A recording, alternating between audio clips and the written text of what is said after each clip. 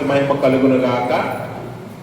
మన ప్రభు ప్రియ రక్షకుడైన యేసు ప్రభుల వారు మనలను మన కుటుంబాలను సంరక్షించి కాపాడి గడిచిన దినాలలో తన హస్తాల చాటున భద్రపరిచి ఈ 2025వ సంవత్సరం 11వ నెలలోనికి మన అందరినీ ప్రవేశపెట్టి మరొక రాత్రి ఆయనతో గడుపులాగున ఈ సంపూర్ణ రాత్రి ప్రార్థనలో పాల్గొనే అవకాశాన్ని మనకి ఇచ్చినందుకే మొదటిగా తండ్రి అయిన దేవుని కృతజ్ఞతాస్తుతులు చెల్లిస్తున్నాను. ఆయన ఆత్మతోనూ సత్యంతోనూ ఆరాధించడానికి కూడి వచ్చిన మీ అందరికీ ప్రభుపేట వందనాలు. అందరికీ వందనాలు. దేవుడు మిమ్మల్ని మీ కుటుంబాలను మెండుగా దీవించి ఆశీర్వదించును గాక. ఈ దినముకు ఏర్పాటు చేయబడిన లేఖన భాగం, ఈ సంపూర్ణ రాత్రి ప్రార్థన కొరకు ఏర్పాటు చేయబడిన లేఖన భాగాన్ని మనం చదువుగా విన్నాం. నిర్గమకాండము 15వ అధ్యాయము 11వ వచనంలో ఉన్న లేఖనాన్ని మనము చదువుగా విన్నాం. ఈ 15వ అధ్యాయం, నిర్గమకాండము 15వ అధ్యాయం యొక్క నేపథ్యాన్ని మనం గమనించినట్లయితే ఈ 15వ అధ్యాయంలో ఉన్నవంతా కూడా ఒక స్తుతి గీతం.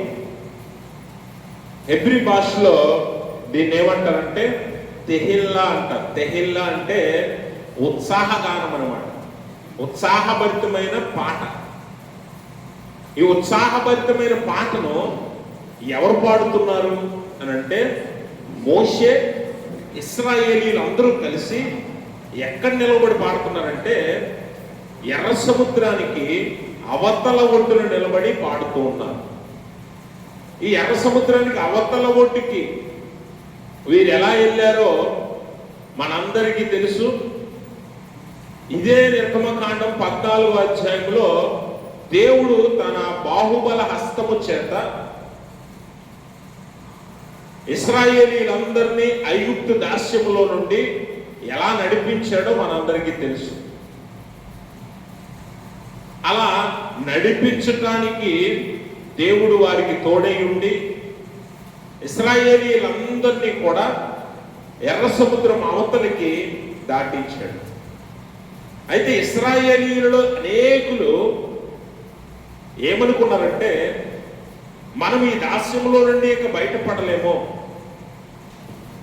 మనం ఎన్నటికీ ఈ దాస్యంలోనే మన జీవితాలు ముగించాలి అనే ఆలోచనలో చాలా మంది ఉండి నిరాశతోనే మోషే వెంట వచ్చారు. చాలా మంది, ఎవరికి కూడా ఎక్కువ మందికి ఏం జరుగుతుంది అన్నది తెలియదు.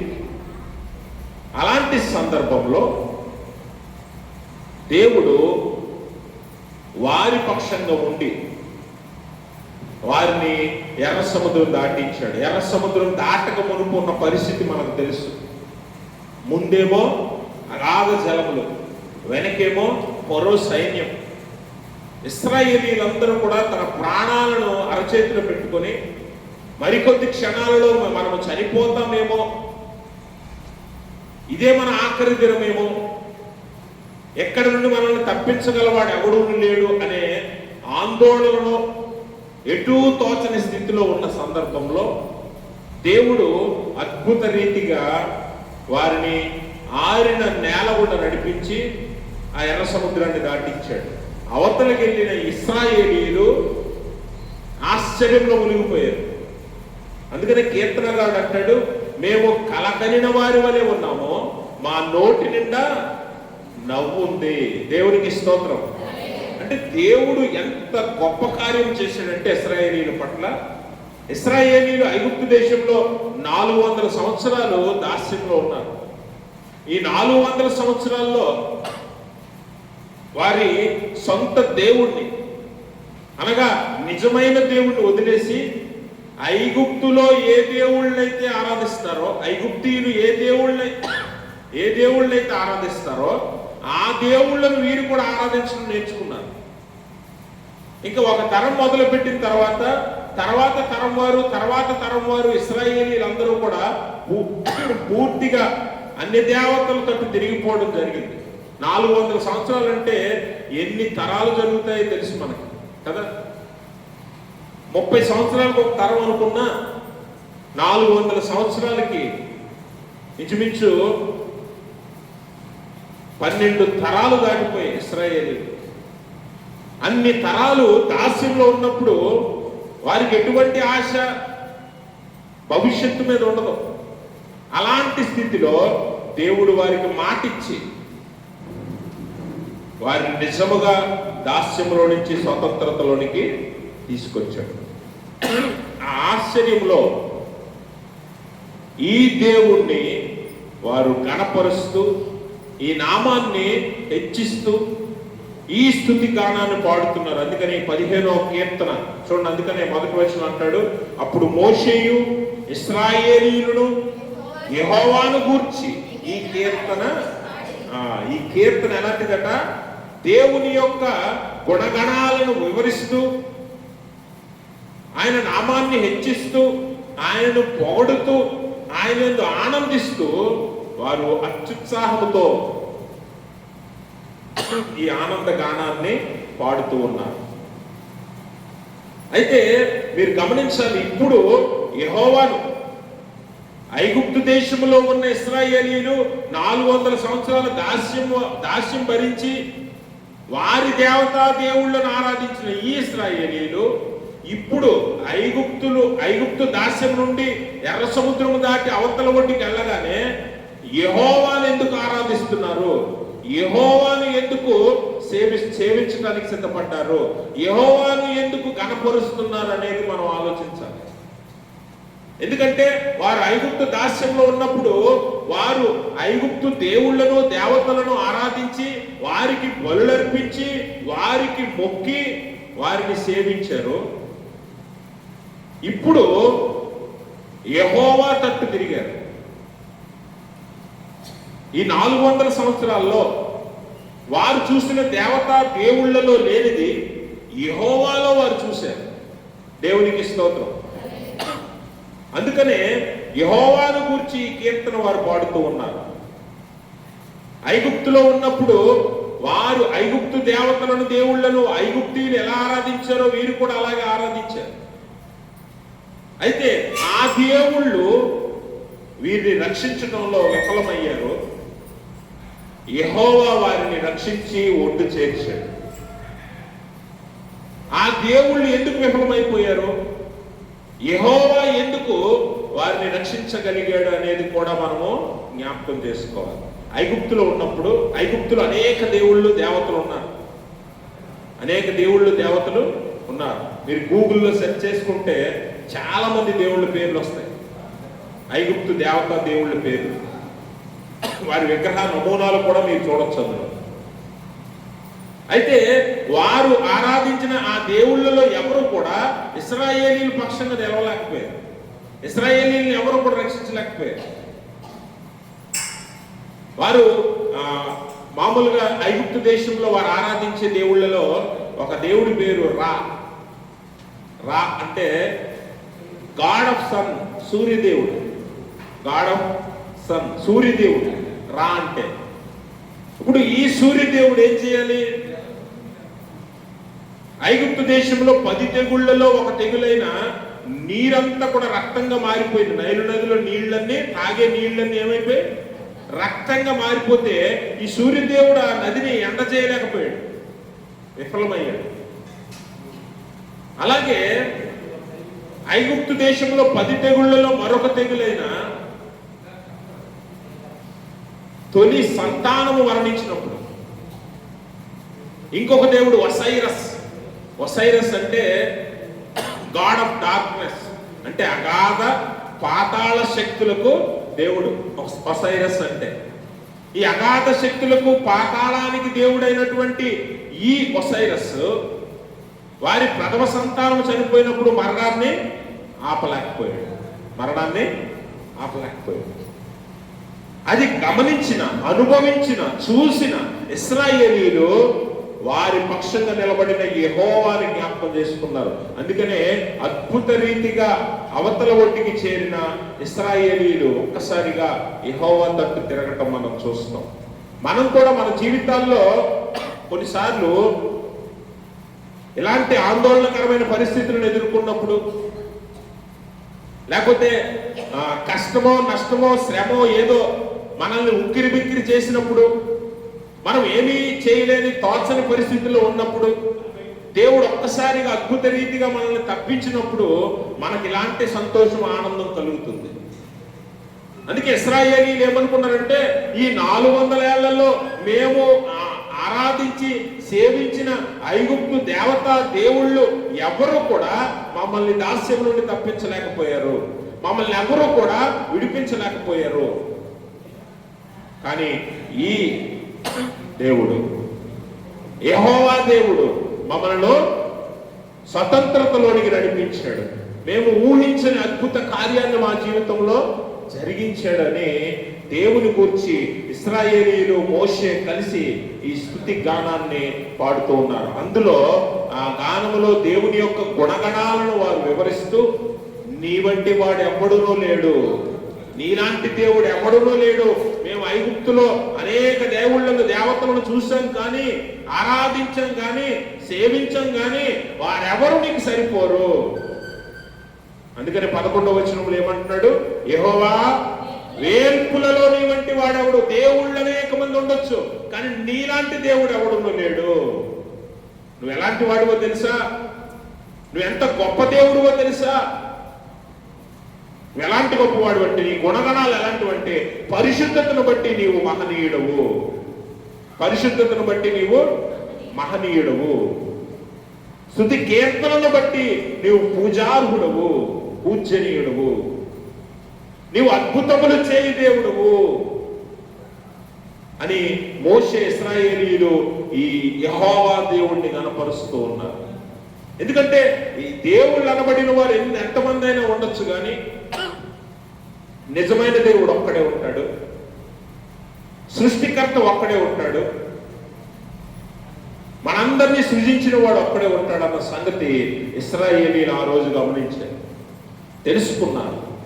మనం కూడా ఈ దేవుణ్ణి ఎరగక మునుపు, క్రీస్తుని ఎరగక మునుపు మనం కూడా ఎంతో మందిని నమ్ముకొని ఉండొచ్చు, ఆరాధించి ఉండొచ్చు. కానీ ఈ క్రీస్తు ప్రభుల వారిని తెలుసుకున్న తర్వాత ఆయన శక్తి ఏంటో, ఆయన గుణగణాలు ఎలాంటివో మనకు తెలిసినప్పుడు ఇలాంటి దేవుడు ఇంకొక దేవుడు లేడని మనం తెలుసుకోవాలి. ఇశ్రాయేలీయులు తెలుసుకున్నది అదే. అందుకనే ఆ ఒట్టు నిలబడి ఆశ్చర్యములో, ఆనందములో, సంతోషములో ఈ యెహోవా దేవుణ్ణి కనపరచడానికి వారు పాటెత్తుకున్నారు. వారి నోళ్లు తెరిచి దేవుణ్ణి స్తుతిస్తున్నారు. సంతోషములో దేవుని యందు ఆనందిస్తూ, ఆయనను కనపరుస్తూ, ఆయన గుణగణాలను వివరిస్తున్నారు. అందుకే ఆయన ఎలాంటి దేవుడట? పరిశుద్ధతను బట్టి నీవు మహనీయుడవు, స్తుతి కీర్తనను బట్టి నీవు పూజ్యుడవు, అద్భుతములు చేయువాడవు. పరిశుద్ధతలు అంట ఈ దేవుడికి మించిన దేవుడు ఎవడో లేడట. ఇశ్రాయేలీయులు తెలుసుకున్న సత్యం ఇది. ఇశ్రాయేలీయులు తెలుసుకున్న సత్యం ఇది. పరిశుద్ధతలో నీకంటే మహనీయుడు ఎవడు లేడు. నీవే అత్యున్నతమైన వాడవు, నీవే గొప్పవాడవు, నీ తర్వాతే నీ కింద ఎవరైనా. అందుకే వేల్పులలో నీ వంటి వాడు లేడు, దేవతా దేవుళ్లలో నీ వంటి దేవుడు లేడు అని ఇశ్రాయేలీయులు అంగీకరిస్తున్నారు, ఒప్పుకుంటున్నారు. కాబట్టి పరిశుద్ధత విషయానికి వస్తే దేవుని అత్యున్నతమైన గుణం ఇది, దేవుని యొక్క అత్యున్నతమైన గుణం ఇది. ఈ పరిశుద్ధత ఆయనకు మాత్రమే చెందింది, ఆయనకు మాత్రమే చెందింది. మనుషులు ఎవ్వరు కూడా పరిశుద్ధులు కారు, మనుషులలో ఎవరిలో కూడా పరిశుద్ధత లేదు.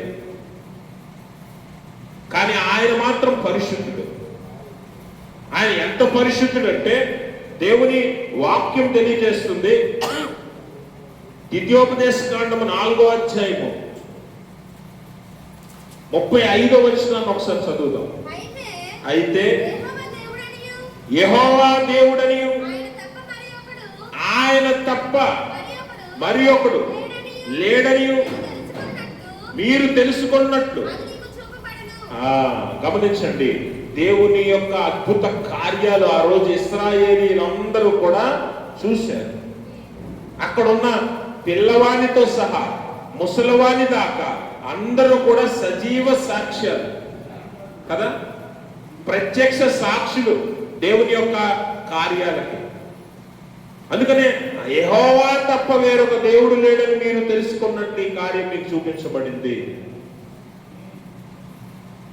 కాబట్టి ఆ అద్భుత కార్యాలను చేయగలిగేవాడు, ఆశ్చర్య కార్యాలను చేయగలిగేవాడు ఈ దేవుడు మాత్రమే.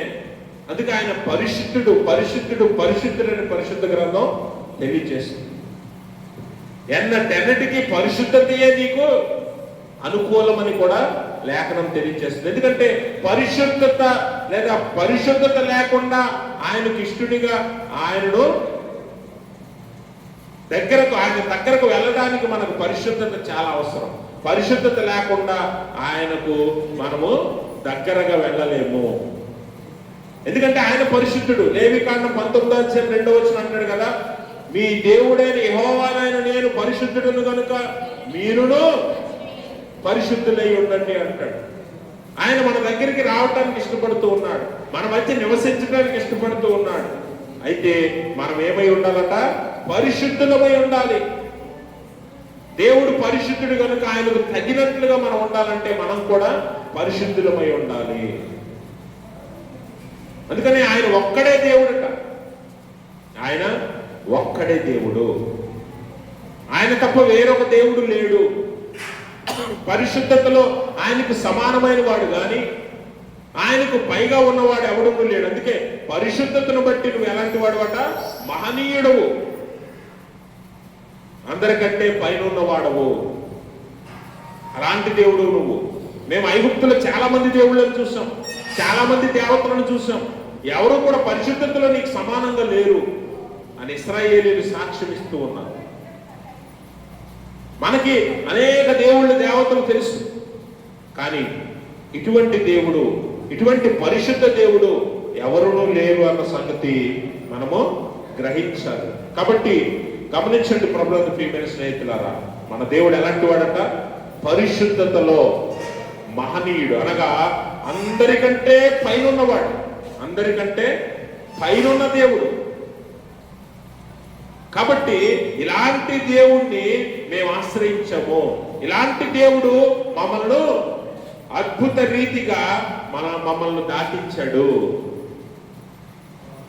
కాబట్టి ఆయనను మనము సేవించే వారికి ఉండాలి అని అంటే పరిశుద్ధతే మనకు అవసరం. అలాగే యెషయా గ్రంథంలో ఒక చక్కని మాటను యెషయా భక్తుడు తెలియజేస్తాడు. 44వ అధ్యాయం 9వ వచనం చదవండి. విగ్రహములు నిర్మించు వారందరూ మాయ వంటి వారు, వారికి ఇష్టమైన విగ్రహము నిష్ప్రయోజనములు, తామే అందుకు సాక్షులు. వారు గ్రహించువారు కారు, ఎరుగువారు కారు, కనుక వారు సిగ్గుపడరు. గమనించండి, ఈరోజు చాలా మంది విగ్రహాలు లేకపోతే దేవతా దేవుళ్ళ పేర్లు మనం వింటూ ఉంటాం. ఐగుప్తే కాదు, అనేక దేశాలలో మనం చూస్తాం ఇలాంటివి. విగ్రహములు చేయవాడట అందులో ఏమీ లేదని వాడికే తెలుసు కదా. విగ్రహం చేయవాడు ఏం చేస్తాడు? తన స్వాస్థాలతో చేస్తాడు, అందులో ఏమీ లేదని తెలుసు. అవి ఒట్టి నిష్ప్రయోజనములని కూడా తెలుసు. కానీ వాడు ఏం చేస్తాడు? వాటిని గ్రహించడు. అందుకే వాడు సిగ్గుపడడు, వాడు సిగ్గుపడడు. అందుకనే విగ్రహములు లేకపోతే ఇతర దేవుళ్ళు దేవతలని చెప్పబడిన ఏవి కూడా మాకు మీతో సమానంగా అనిపించలేదని ఐగుప్తి దేశంలో ఏదైతే దేవతా దేవుళ్ళను ఆరాధించారో ఆ దేవుళ్లను దేవతల గురించి ఇశ్రాయేలీయులు ఇక్కడ సాక్ష్యం ఇస్తూ ఉన్నారు. ఐగుప్తులో ఇందాక నేను చెప్పినట్లుగా కేవలము రా అనే దేవుడు, ఒసైరస్ అనే దేవుడే కాదు, ఇంకా చాలా మంది దేవుళ్ళు ఉన్నారు. ప్రేమ దేవత ఒక దేవత ఉంటుంది, జ్ఞానానికి ఒక దేవుడు ఉంటాడు, సంపదకు ఒక దేవుడు ఉంటాడు. ఇలా అనేక రకాల ప్రతి అవసరానికి ప్రతి కారణానికి ఒక దేవుణ్ణి ఐగుప్తీయులు ఆరాధిస్తున్నారు. వారెవ్వరూ కూడా నీతో సమానంగా లేరు. వారెవరూ కూడా ఈ పరిశుద్ధతకు సమానంగా లేరు. కాబట్టి విగ్రహాలను లేకపోతే ఈ ఐగుప్తులో చెప్పబడిన దేవతలు, దేవుళ్ళు ఎవరూ కూడా మాకు అవసరం లేదు. ఎందుకంటే వేల్పులలో నీ వంటి వాడు ఎవడునో లేడు. నువ్వు పరిశుద్ధుడువు, పరిశుద్ధతను బట్టి నీవు మహనీయుడువు, అందరికంటే పైనున్నవాడవు. అటువంటి దేవుడు ఈరోజు నీకు నాకు దొరికాడు. ఈరోజు అటువంటి దేవుడు మన దేవుడై ఉన్నాడు. అందును బట్టి మనం ధన్యులము అనే విషయాన్ని మనం గ్రహించాలి. కనుక ఈ పరిశుద్ధ దేవుని గురించే, ఆ పరిశుద్ధతే శరీరధారిగా మన మధ్యలోకి వచ్చింది. అందుకే కొలస్సీ పత్రికలో అపోస్తలుడైన పౌలు అంటాడు, 1వ అధ్యాయం 15వ వచనం చదవండి. గమనించండి, ఆయన ఎవరై ఉన్నాడంటే యేసు ప్రభువారు అదృశ్య దేవుని స్వరూపమై ఉన్నాడట. సర్వ సృష్టికి ఆది సంభూతుడై ఉన్నాడట. తర్వాత ఏలయనగా ఆకాశమందున్నవి, భూమి అందున్నవి, దృశ్యమైనవి గాని అదృశ్యమైనవి గాని, అటు సింహాసనములైనను, ప్రభుత్వములైనను, ప్రధానులైనను, అధికారములైనను ఎవరి యందు? యేసుక్రీస్తు ప్రభుల వారి యందు సర్వము సృజించబడ్డాయి. ఆయన ఎవరింతకీ యేసు ప్రభు అంటే అదృశ్య దేవుని స్వరూపమీన. ఈ పాత నిబంధనలో ఇశ్రాయేలీయుడు తన బాహుబలము చేత బయటికి రప్పించిన ఈ అదృశ్య దేవుణ్ణి స్వరూపమే ఇక్కడ యేసు ప్రభువారని పౌలు చెప్తూ ఉన్నాడు. అందుకే మీరు గమనించండి, యేసు ప్రభువారు కూడా పరిశుద్ధుడే. ఆయన ఎంత పరిశుద్ధుడంటే ఆయన అంటాడు కదా, నాలో పాపం ఉన్నదని మీలో ఎవడైనా స్థాపించగలడా అని ప్రశ్నించే అంత గొప్ప పరిశుద్ధుడే. అంత పరిశుద్ధుడు ఒక్కడే ఉన్నాడు. అలాంటి పరిశుద్ధ దేవుడు ఒక్కడే. ఇక్కడ మోషే అంటాడు కదా, వేల్పులలో నీ వంటి వాడు ఎవరున్నాడు? ఆ అదృశ్య దేవుడే శరీరధారిగా మన మధ్యలోనికి వచ్చాడు. ఆయన యేసు ప్రభువారే అని అపోస్తలుడైన పౌలు తెలియజేస్తూ ఉంటాడు. అన్ని ఆకాశమందున్నవి కానీ, భూమి మీద ఉన్నవి కానీ, అదృశ్యమైనవి కానీ, దృశ్యమైనవి కానీ ఏవైనా కూడా నీ వల్లనే కలిగాయి, యేసు ప్రభువారి వల్లనే కలిగాయి. అందుకే యోహాను భక్తుడు కూడా అంటాడు కదా, కలిగి ఉన్నది ఏది ఆయన లేకుండా లేదు. ఆది సంభూతుడు అంటే అన్నిటికంటే ముందున్నవాడు. అందుకే యేసు ప్రభువు అంటాడు, నేనే అల్ఫయు ఒమేగయు, ఆదియు అంతమును అయి ఉన్నాను, మొదటి వాడను నేనే, కడపటి వాడను నేనే. ఆ దేవుడే శరీరధారిగా మన మధ్య నివసించాడు. కాబట్టి గమనించండి, యేసు ప్రభువారు నీకు దొరకడం నీ ధన్యత అన్న విషయాన్ని గుర్తించుకో. ఎందుకంటే నువ్వు ఇంకా ఆయన కాకుండా ఏ దేవుణ్ణో దేవతను నువ్వు ఆరాధించు, పూజించు, సేవించు, ఏవైనా చేసుకో, కానీ నీ అక్కర సమయంలో మాత్రం నీ చేయి పట్టుకొని నడిపించేవాడు మాత్రం ఈయనే. నీ చివరి దినాలలో నీ భక్తిని బట్టి, నీ విశ్వాసాన్ని బట్టి, నీ నీతిని బట్టి నిన్ను పరలోకం చేర్చేది ఈయనే. అందుకే నేనే మార్గమును అన్నాడు. నేను నా ద్వారా తప్ప అంటే దాని అర్థం ఏంటి? నేను తప్ప, ఒక్కటి తప్ప, ఈయన ఒక్కడే తప్ప ఇంకెవడూ నిన్ను ఎక్కడికి తీసుకెళ్ళలేదు. అందుకనే వేర్పులని వంటి వాడు ఎవడు అని మోషే ఇశ్రాయేలీయులు పొగడ్డానికి గల కారణం ఏంటంటే, ఎర్ర సముద్రమును దాటించడం ఎవడి వల్ల కాదు. మరణ స్థితిలో వెనక సైన్యం తరుగుతున్నప్పుడు ప్రాణభయంతో పరిగెడుతున్న ఇశ్రాయేలీయుల పక్షంగా నిలబడి వారిని అద్దరికి చేర్చిన దేవుడు మా దేవుడు. దేవునికి స్తోత్రం. ఇశ్రాయేలీలే కాదు, ఐగుప్తీయులు కూడా ఊహించుండ్రు. అటువైపు ఎర్ర సముద్రం ఉంది కాబట్టి ఇటు ఖచ్చితంగా ఇశ్రాయేలీలు మన చేతికి చిక్కవలసిందే అనుకున్నారు. ఉత్సాహంగా చంపేద్దాం, ఇశ్రాయేలీల్ని మట్టు పెడదాం, శత్రుశేషం లేకుండా ఇశ్రాయేలీయుల్ని పూర్తిగా నాశనం చేద్దామని ఉత్సాహంగా వారు పరిగెత్తుకుంటూ వస్తున్నారు ఫరో సైన్యం. కానీ వారు ఊహించలేదు, ఇశ్రాయేలీయులు ఊహించలేదు. అద్భుత రీతిగా దేవుడు అద్దరికి చేర్చాడు. ఇటువంటి పరిశుద్ధ దేవుడు ఎవడునూ లేడు అని మోషే ఇశ్రాయేలీయులు సాక్షి చెప్తూ ఉన్నారు. కాబట్టి గమనించండి ప్రభువునందు ప్రియమైన స్నేహితులారా, ఆయన మంచివాడు కాబట్టి పరిశుద్ధుడు కాదు. మంచి వాళ్ళు చాలా మంది ఉన్నారు, మంచి వాళ్ళందరూ పరిశుద్ధులు కాదు, గుర్తుపెట్టుకోండి. ఆయన మంచివాడు కాబట్టి పరిశుద్ధుడు కాడు, పరిశుద్ధుడు కాబట్టే మంచివాడు. దేవునికి స్తోత్రం. పరిశుద్ధుడు కాబట్టే మంచివాడు. మంచి వాళ్ళందరూ పరిశుద్ధులు అవరు, కానీ పరిశుద్ధుడు మంచివాడై ఉంటాడు. పరిశుద్ధుడు మంచివాడై ఉంటాడు. కనుక ఆయన మంచితనమును బట్టి, ఆయన పరిశుద్ధతను బట్టి, ఆయన మంచితనమును బట్టి ఇశ్రాయేలీయులను దాస్యంలో నుంచి తప్పించాడు. ఈరోజు ఆ పరిశుద్ధతను బట్టే, ఆ మంచితనమును బట్టే పాపంలో పడి ఉన్న నిన్ను నన్ను రక్షించడానికి ఆయన నరావతారిగా ఈ లోకానికి వచ్చాడు. ఒకవేళ ఆయన రాకపోతే నువ్వు నేను ఈ పాపంలో పడి చావలసిందే.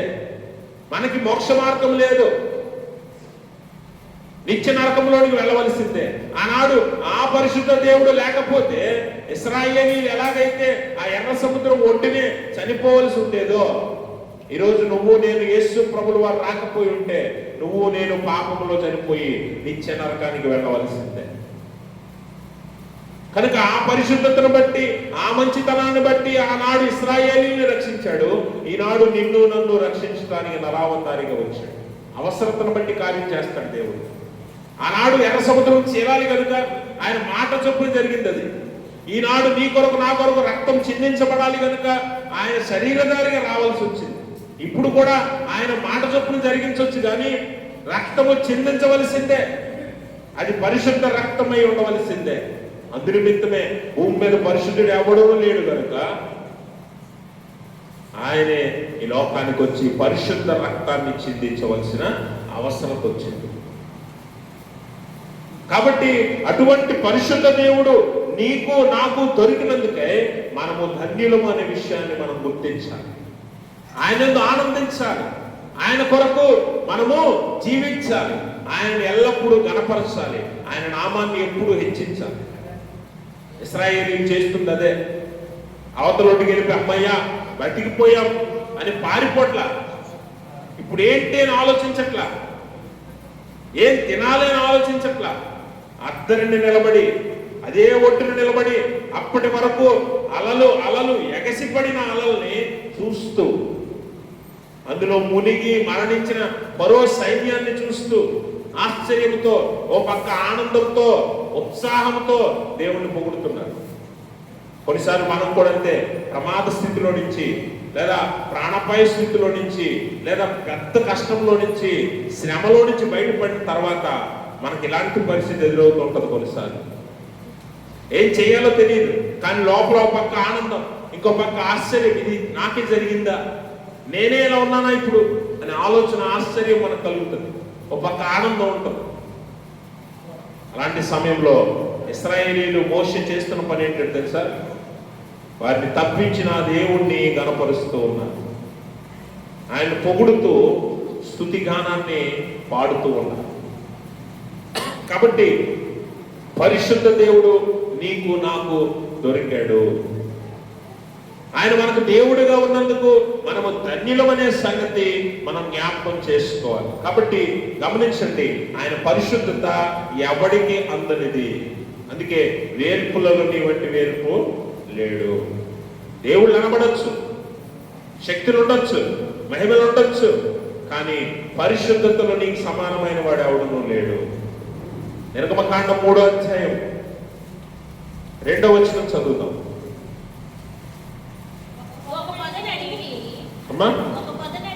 ఒక పొద నడిమిని అగ్ని జ్వాలలో యెహోవా దూత అతనికి ప్రత్యక్షమాయెను. అతడు చూచినప్పుడు అగ్ని వలన ఆ పొద మండుచుండెను గాని. గమనించండి, ఆయన పరిశుద్ధత ఎంత గొప్పదంటే పొదకి ఆయన పరిశుద్ధతకి సంబంధం లేదు.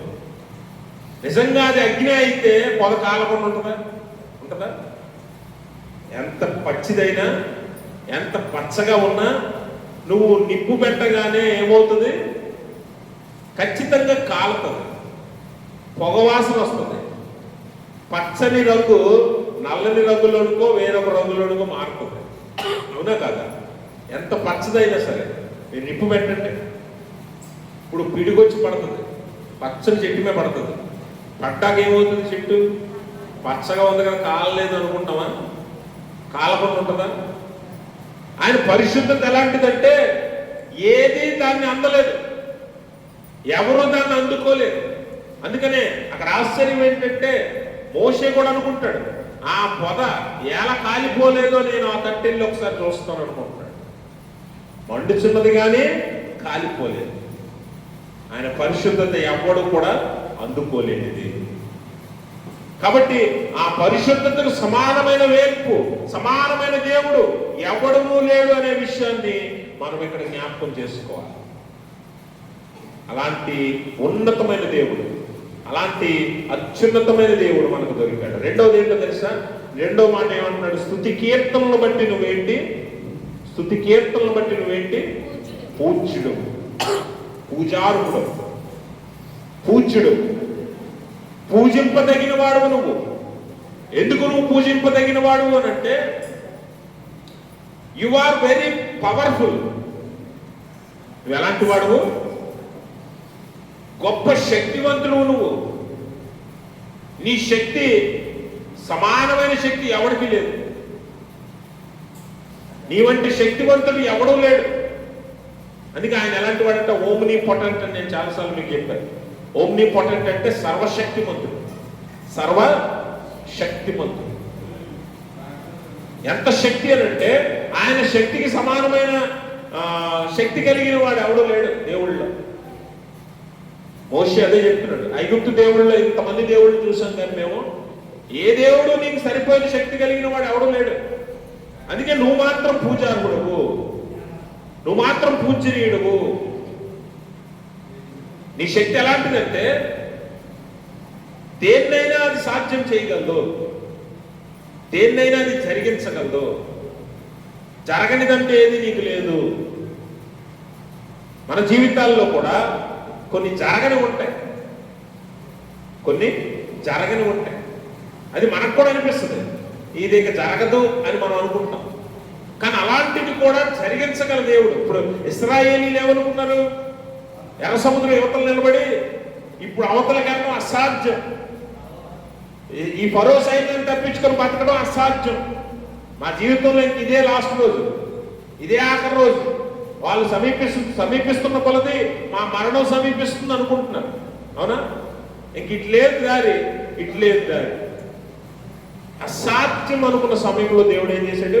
తన బాహుబలము చేత అవతలకి దాటించాడు. దేవునికి స్తోత్రం. మన జీవితాల్లో కూడా అలాంటి సందర్భాలు ఎదురైనప్పుడు మన దేవుడు సమర్థుడు, మన దేవుడు సమర్థుడు. ఆయన శక్తి ఎలాంటిదంటే, ఆయన బలం ఎలాంటిదంటే అసాధ్యాన్ని సాధ్యం చేయగలిగే గొప్ప శక్తి ఆయనకు ఉన్నదని మనం ఇక్కడ జ్ఞాపకం చేసుకోవాలి. కాబట్టి గమనించండి, యేసు ప్రభువారు కూడా అటువంటి శక్తివంతమైన కార్యాలను జరిగించడం మనము చూస్తాం. అటువంటి శక్తివంతమైన కార్యాలను మనము జరిగించడం చూస్తాం. చూడండి, యెషయా గ్రంథం 61:10 ఒకసారి చూద్దాం.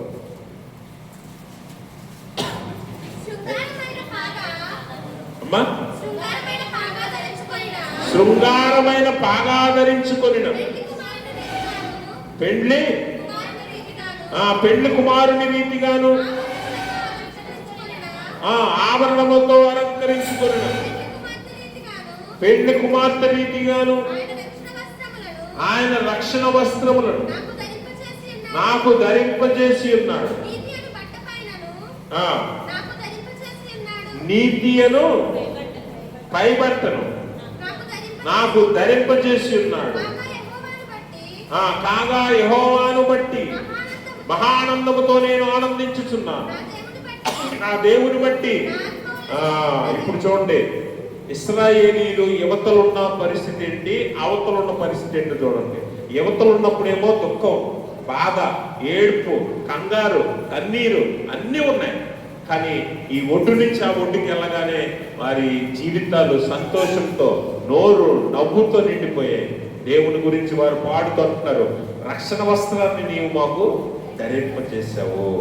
ఈరోజు భూమి మీద జీవిస్తున్న ప్రతి విశ్వాసి మరణాన్ని దాటి అవతలకు వెళ్ళాలంటే యేసుక్రీస్తు ప్రభుల వారు చేయి పట్టుకోవాల్సిందే. ఆయన ఒక్కడే ఈ అగాధాన్ని దాటించి మరణములో నుండి జీవములోనికి మనల్ని దాటించగలుగుతాం. అవతలికి వెళ్ళినప్పుడు నిత్య సంతోషం, నిత్య సంతోషం, నిత్యానందం. ఆ సంతోషాన్ని, ఆనందాన్ని అనుభవించాలంటే ఆయన చేయబట్టుకుని అవతలికి దాటవలసిందే. ఆయన అద్భుత కార్యాలు చేయవాడు.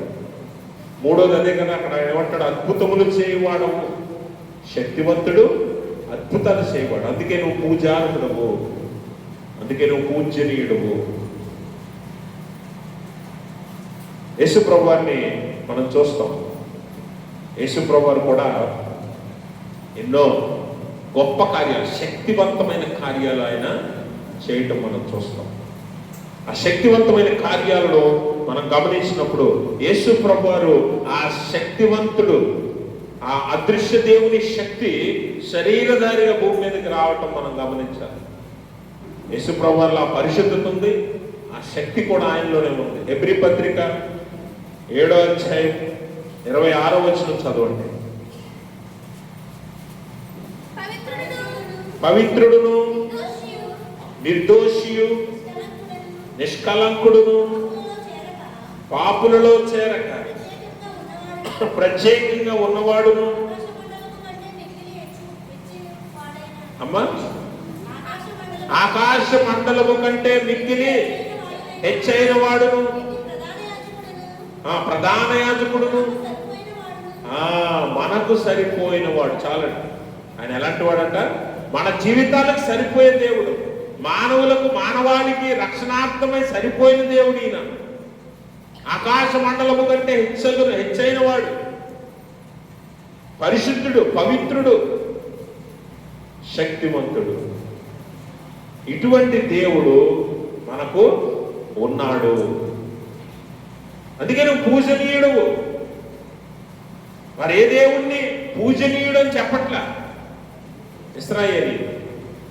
ఎందుకంటే వారికి అర్థమైపోయింది ఏంటంటే, మేము ఇంతకాలం 400 ఏళ్ళు మా తరాలు పిల్లలు, తండ్రులు, తాతలు, ముత్తాతలు ఎంతమంది ఆరాధించాం ఈ దేవుళ్ళను, కానీ ఏ ఒక్క దేవుడు మమ్మల్ని రక్షించడానికి రాలేదే, ఏ ఒక్క దేవుడు మమ్మల్ని విమోచించలేకపోయాడే, ఏ ఒక్క దేవుడు ఈ ఎర్ర సముద్రాన్ని దాటించలేకపోయాడే. కానీ ఈ దేవుడే తన శక్తి చేత ఏం చేశాడు? తన శక్తి చేత అద్దరికి ఆరిన నేల మీద మమ్మల్ని నడిపించాడు. గమనించండి, ఆ దేవుడు ఆనాడు ఏం చేశాడంటే, ఒకసారి నిర్గమకాండం చూద్దాం, 14వ అధ్యాయం చదువుదాం. 21వ వచనం 22వ వచనం చదవండి. మోషే సముద్రము వైపు తన చెయ్యి చాపగా యెహోవా ఆ రాత్రి అంతయు బలమైన తూర్పు గాలి చేత సముద్రమును తొలగించి దానిని ఆరిన నేలగా చేసెను. నీళ్లు విభజింపబడగా ఇశ్రాయేలీయులు సముద్రము మధ్యను ఆరిన నేల మీద నడిచిరి. ఆ నీళ్లు వారి కుడి ఎడమ పక్కలను వారికి గోడవలే నుండెను. ఈ దేవుడు ఎంత శక్తివంతుడు, ఎంత అద్భుతాలు చేసే దేవుడు అంటే, మోషే ఏమంటున్నాడు ఇక్కడ, నీవు స్తుతి కీర్తనలు బట్టి పూజ్యుడవు, అద్భుతములు చేయవాడు. నువ్వు పూజనీయుడువు, శక్తివంతుడువు, నువ్వు అద్భుతాలు చేయవాడు. ఎందుకో తెలుసా? మీరు అక్కడ గమనిస్తే మోషే చేయి చాపి దేవుణ్ణి వేడుకొనగా ఆయన రాత్రంతా ఏం చేశాడట? తూర్పు గాలి చేత ఆ సముద్రమును అక్కడి నుంచి ఏం చేశాడు? చదవండి, అక్కడ ఏముంది? సముద్రమును మీరు గమనించాలి, సముద్రమును తొలగించే శక్తి ఎవరికైనా ఉందంటారా? మన వాళ్ళు చెరువుల్ని, కాలువల్ని పోడ్చగలరు, కానీ సముద్రాన్ని పోడ్చగలరు ఎవడైనా? దేవుడు అక్కడ సముద్రాన్ని లేకుండా చేశాడట, తీసేశాడట. తొలగించినట్టు ఏంటి? ఇది ఎక్కడి నుంచి తీసేయండి అంటే తీసేసాడు. తీసేసి ఏం చేశాడు? ఎక్కడ సముద్రం ఉన్నది అన్న సంగతే గుర్తు రాకుండాన్నట్లు ఆరిన నేలను చేశాడు అక్కడ. అద్భుతమే కదా ఇది. ఏమండి, కాలువ పొడ్చాలి, కాలువ మీద రోడ్డు వేయాలి అని అంటే ఎన్ని రోజులు పడుతుంది? ఎన్ని రోజులు పడుతుంది? చాలా రోజులు పడుతుంది కదా. రోడ్డు మీదకి నీళ్ళు వచ్చేస్తున్నాయి, డ్రైనేజ్ వాటర్ వచ్చేస్తుంది, ఆ నీటిని తీయాలంటే ఎంత కష్టం, ఎంత కష్టం. ఆ మధ్య మన అమరావతి రాజధానిలో వర్షాలు పడి చాలా చోట్ల నీళ్ళు మునిగిపోతే మోటార్లు పెట్టి నీటిని తోడారు, కానీ చాలా రోజులు పట్టింది. కానీ ఒక్క రాత్రిలో ఉదయానికి ఇక్కడ సముద్రం ఉందన్న సంగతే ఎవరికి గుర్తులేదు అన్నట్టుగా దేవుడు ఏం చేశాడంట? ఆరిన నేలను చేశాడు. ఇంకా అద్భుతం ఏంటంటే, మీరు భూమి మీద ఎవరి దగ్గరికి వెళ్ళండి, ఎంత డబ్బు అయినా ఇవ్వండి, మట్టితో గోడ కట్టచ్చు, సిమెంట్తో గోడ కట్టచ్చు, ఇటుకలతో గోడ కట్టచ్చు, రేకుతో కట్టచ్చు, ఆఖరికి గుడ్డతో కూడా కట్టచ్చు. నీటితో గోడ కట్టగలరా? దేవునికి స్తోత్రం. నీటితో గోడ కట్టాయన కింద చాలా స్పష్టంగా రాశాడు. ఆరిన నేల మీద నడిచిపోయేది, ఆ నీళ్లు వారి కుడి ఎడమ పక్కలను వారికి గోడ వలె గోడ కట్టాడు దేవుడు నీటితో. దేవునికి స్తోత్రం. ఇంత అద్భుతాలు చేసే దేవుడు నువ్వు. నీ వంటి వాడు ఎవ్వడూ లేడు, నీలాంటి దేవుడు ఎవ్వడూ లేడు. అసలు మేము చూసాం ఇంతకాలం, ఎంతో మందిని ఆరాధించాం. మా తాతలు ముత్తాతలు చాలా మంది వేర్పులను ఆరాధించారు, సేవించారు, అర్పణలు ఇచ్చారు, కానుకలు ఇచ్చారు, బలులు అర్పించారు. ఎవడు కూడా ఇలాంటి అద్భుతాలు చేయలేదు. ఏ దేవుడు కూడా ఇలాంటి ఆశ్చర్యకార్యాలు చేయలేదు. నీళ్లతో గోడ కట్టి మధ్యలో ఆరిన నేల మీద ఇశ్రాయేలీయులు నడిపించిన అద్భుతాలు చేసే దేవుడు.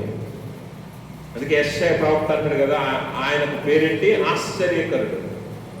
ఆశ్చర్యకరుడు. ఊహించని రీతిలో ఆశ్చర్యాలు చేస్తాడు నీ జీవితంలో. ఇశ్రాయేలీయులు ఎవరు ఊహించలే ఇంత అద్భుతం దేవుడు చేస్తాడు. గమనించారా? యేసు ప్రభు వారిని కూడా మనం ఇలాంటి అద్భుతాలు చేసే దేవుడిగా చూస్తున్నాం. శిష్యులతో ఆయన మొన్న ఆదివారం మనం ధ్యానించాం. సముద్రం మీద ఆయన పడవలు ధోనిలో అడుగున వెళ్ళి అమరమున ఆయన నిద్రపోతున్నప్పుడు శిష్యులందరూ ధోని మీద కూర్చుంటే సముద్రంలో ఒక్కసారిగా గాలి అలలు రేగి తుఫాను రావడం మనం చూస్తాం. అప్పుడు యేసు ప్రభు వారు లేచి పైకొచ్చి సముద్రాన్ని, గాలిని, తుఫానుని గద్దించి నిమ్మలపరచడం మనం చూస్తాం. అంటే ఆయన ఆజ్ఞిస్తే గాలి ఆగిపోతుంది, ఆయన ఆజ్ఞిస్తే తుఫాను ఆగిపోతుంది, ఆయన ఆజ్ఞిస్తే నీళ్లు నిమ్మలమైపోతున్నాయి. ఇశ్రాయేలీయుల జీవితంలో ఎర్ర సముద్రం దగ్గర నిలబడినప్పుడు ఆయన ఆజ్ఞిస్తే తూర్పు గాలి వచ్చి నీళ్లను తొలగించింది, సముద్రాన్ని తొలగించింది. నీళ్లు ఆయన ఆజ్ఞిస్తే గోడ వల్లే నిలబడ్డాయి. ఎంత శక్తివంతుడు, ఎంత అద్భుతకరుడు, ఆశ్చర్యకరుడు నువ్వు. నీలాంటి దేవుడు ఎవరిని మేము చూడలే. నీ వంటి గొప్ప దేవుణ్ణి, నీ వంటి వేల్పుని మేము ఇప్పుడు దాకా చూడలా అని దేవుని గురించి ఇశ్రాయేలీయులు మోషే పొగటం మనం చూస్తాం. గమనించండి, నీకు దొరికిన దేవుడు నిజమైన దేవుడు. నీకు దొరికిన దేవుడు సృష్టికర్త అయిన దేవుడు, నిన్ను సృజించిన వాడు. ఏమండి, నిన్ను సృజించిన వాడిని నువ్వు ఆరాధిస్తావా, లేదా నీకు దొరికిన వాడిని నువ్వు ఆరాధిస్తావా? నిజమైన దేవుడిని ఆరాధిస్తావా, దేవుడు అనబడిన వాడిని ఆరాధిస్తావా? నిన్ను సృజించిన వాడే నీకు దేవుడు అవుతాడు. మనుష్యుడు సృజించినది దేవుడు కాదు. అందుకే మనుష్యుడు విగ్రహమును చేస్తే ఆ విగ్రహంలో ఏమీ లేదని వాడికి తెలియదు అని మనం చదువుతున్నాం. చెక్కడపు పనివాడు చెక్కతోనో లేదా ఒక రాగితోనో వెండితోనో బంగారంతోనో ఒక విగ్రహం చేసినంత మాత్రాన ఆ విగ్రహం ఎన్నటికీ దేవుడు అవ్వదు. దానికి ఏ శక్తి లేదు. దానికి కళ్ళుండి చూడదు, చెవులుండి వినదు, కదలదు, అందులో శ్వాసం ఎంత మాత్రమో ఉండదని హబక్కూకు ప్రవక్త తెలియజేస్తాడు. కాబట్టి నిన్ను సృజించిన నీ దేవుణ్ణి నువ్వు ఆరాధిస్తావా, లేదా ఒక మానవుడు సృజించిన దేవుడు అనబడిన ఒక బొమ్మను ఆరాధిస్తావా? ఇశ్రాయేలీలు అదే ఆలోచన చేసుకొని, మాకు నిజమైన దేవుడు, సృష్టికర్త అయిన దేవుడు, శక్తివంతుడైన దేవుడు, పరిశుద్ధుడైన దేవుడు, పూజార్హుడైన దేవుడు, అద్భుతాలు చేసే దేవుడు మాకు కావాలని ఈ పాట పాడుతున్నారు ఇశ్రాయేలీలు. ఈరోజు నీకే దేవుడు కావాలి. ఎక్కడో నీ జీవితంలో చాలా విగ్రహాలు ఉన్నాయి. వాటన్నిటినీ పక్కన పెట్టి నీ సృష్టికర్త అయిన దేవుని యొద్దకు నువ్వు రావాలి. ఆయన అద్భుతాలు చేసే దేవుడు కదా. అందుకే 139వ కీర్తనలో దావీదు భక్తుడు ఏమంటాడు? నీవు నన్ను సృష్టించిన విధము చూడగా. 139వ సంకీర్తనలో నీవు నన్ను కలుగజేసిన విధము చూడగా ఏం కలుగుతుంది? ఆశ్చర్యం. ఆశ్చర్యకరుడు, అద్భుతాలు చేసే దేవుడు. నిన్ను నన్ను సృజించింది ఎవరో? ఆ దేవుడే. ఎఫెసీ పత్రిక 2వ అధ్యాయం 10వ వచనం చదవండి. ఎఫెసీ పత్రిక 2వ అధ్యాయం 10వ వచనం. మరియు వాటి యందు మనము నడుచుకొనవలెనని దేవుడు ముందుగా సిద్ధపరిచిన సత్క్రియలు చేయుటకై మనము క్రీస్తు యేసునందు సృష్టించబడిన వారమై. ఎవరి పని అయి ఉన్నాం? ఎవరి పని అయి ఉన్నాం? ఆయన చేతి పని అయి ఉన్నాము. ఆయన చేసిన పని. We are his hand work. అంటే ఆయన చేతి పని. మనం ఎలా ఉండాలి? మనకేముండాలి?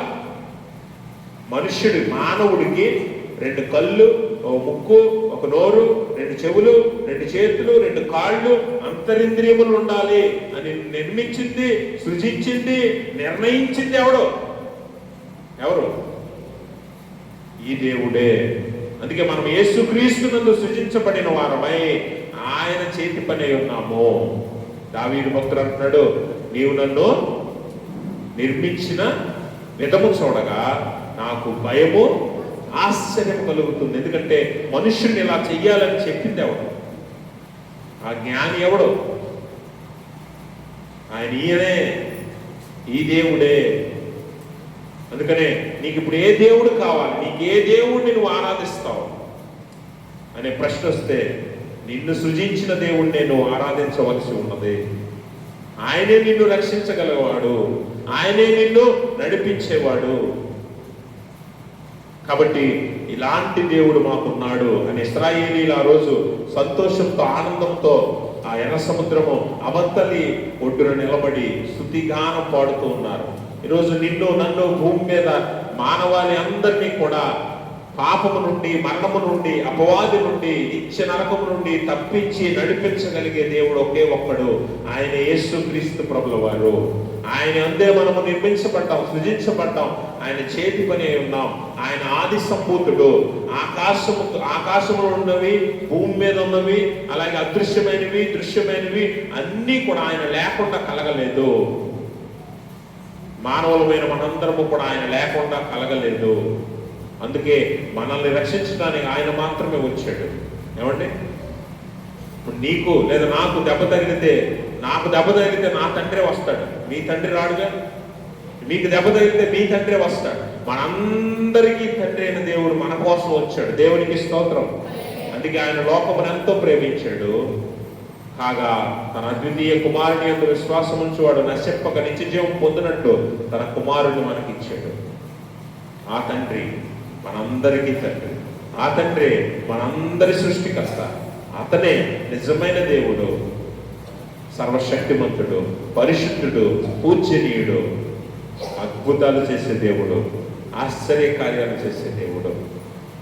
ఈ పరిశుద్ధ దేవుడిని సమీపించాలంటే నీ దగ్గర ఉండవలసింది ఏంటి? పరిశుద్ధత మాత్రమే. నీ స్థితిగతి చూడటం, నీ శరీర భాగాలు చూడటం, నువ్వు ఏ స్థితిలో ఉన్నావో చూడటం, నువ్వు ఎలాంటి బట్టలు కట్టుకున్నావో చూడటం, నువ్వు ఎలాంటి ఉద్యోగం చేస్తున్నావో చూడటం, నువ్వు ఎలాంటి ఇంట్లో ఉంటున్నావో చూడటం, నీకు ఎంతమంది బంధుబలగం ఉందో చూడటం, ఒంటరివాడివైనా, దరిద్రుడివైనా, దీనుడివైనా, అల్పుడువైనా, పెంట కుప్పల మీద ఉన్నవాడివైనా నిన్ను లేవనెత్తే దేవుడు. అందుకే ఆ పరిశుద్ధ దేవుడు, ఆయన వద్దకు నువ్వు రావాలంటే నీ దగ్గర ఉండవలసింది ఏంటి? పరిశుద్ధత మాత్రమే. అందుకే ఆ పరిశుద్ధ దేవుడు నరావతారిగా, శరీరధారిగా ఈ లోకంకి వచ్చి, ఆయన పరిశుద్ధుడైనప్పటికీ ఆయన ఎవరిని ముట్టుకున్నాడు?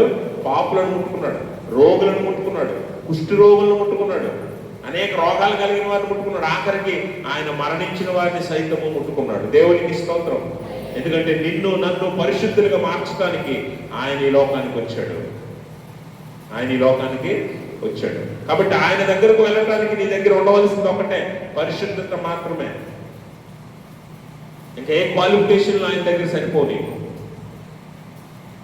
ఏ క్వాలిఫికేషన్? నేను 30 సంవత్సరాల నుంచి క్రైస్తవునండి, మా తాత ముత్తాతల నుంచి క్రైస్తవులండి, ఎన్ని చెప్పుకున్నా ఆయన దగ్గర సరిపోవు. కానీ నీ దగ్గర పరిశుద్ధత ఉంటే నువ్వు ఏ స్థితిలో ఉన్నా నీ దగ్గరికి ఆయన వస్తాడు.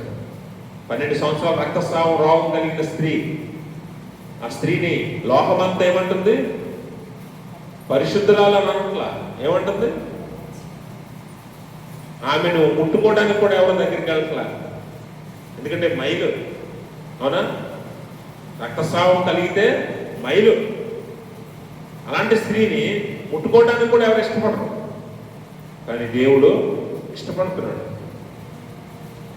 ఆయన ముట్టుకున్నా, ఆయన అంగీని ముట్టుకున్నా, బట్టలు ముట్టుకున్నా ఆయన తిరిగి ఏమీ అనట్లా. ఆయనకి ఇష్టం. హృదయ శుద్ధి గల వారు ధన్యులు, వారు దేవుని చూస్తారు. పరిశుద్ధత ఎక్కడుంటుందో ఆయన అక్కడ ఉండడానికి ఇష్టపడతాడు. పరిశుద్ధుల మధ్యలో ఆయన ఉండడానికి ఇష్టపడతాడు. పరిశుద్ధుల సహవాసం ఉండడానికి నేను ఇక్కడికి పిలిచాడు. చర్చ్, సంఘము, క్రీస్తు శరీరము. ఈ సంఘాన్ని క్రీస్తు శరీరం అని ఎందుకు పిలుస్తున్నాం తెలుసా? ఒక భక్తుడు అన్నాడు, church is not a club for saints, it is a hospital for sinners అంటాడు. అంటే పరిశుద్ధులు కలుసుకునే స్థలం కాదట సంఘం అంటే. పాపులు బాగు చేయబడే ఒక హాస్పిటల్ అంట. ఇక్కడికి వస్తే పాపులైనటువంటి వారు పరిశుద్ధులుగా మారే ఒక వైద్యశాల సంఘం అంటే. వైద్యుడు, పరమ వైద్యుడు యేసు ప్రభుల వారే. ఔషధం ఏంటి? వాక్యం అనే ఔషధం నీకు ఇస్తాడు దేవుడు. పాపిగా ఉన్న నువ్వు పరిశుద్ధుడిగా, పరిశుద్ధురాలుగా మారడానికి ఇదే సరైన స్థలం. కాబట్టి పరిశుద్ధులుగా మారటానికి ఆయన ఎందుకు రండి, పరిశుద్ధతలో ఆయనతో నివసించండి, పరలోకంలో కూడా స్థానాన్ని పొందండి. ఈ దేవుడు మాత్రమే మనకు తగినవాడు, సరిపోయినవాడు. ఈయన తప్ప వేరొక దేవుడు లేడు, ఈయన తప్ప వేరొక రక్షకుడు రాడు. కాబట్టి గమనించండి ప్రభునందు ప్రియమైన స్నేహితులారా, వేల్పులలో నీ వంటి వేల్పు లేడు, నీ వంటి వాడు ఎవడును లేడు. నువ్వు పూజారుడు, పరిశుద్ధుడు, అద్భుతాలు చేసే దేవుడు, మనకు సరిపోయిన దేవుడు మన దేవుడు. ఆయనకి సరిపోయిన బిడ్డలుగా, ఆయనకి సరిపోయిన విశ్వాసులుగా, ఆయనకి సరిపోయిన సంఘముగా మనం కూడా జీవించాలి. అటువంటి స్థితి దేవుడు తన పరిశుద్ధ ఆత్మ ద్వారా మనందరికీ దయచేయుగాక. ఆమేన్. సమస్త జ్ఞానములకు మించిన దేవుని సమాధానం యేసుక్రీస్తు వల్ల మీ హృదయములకు, మీ తలంపులకు కావలి ఉండును గాక. ఆమేన్.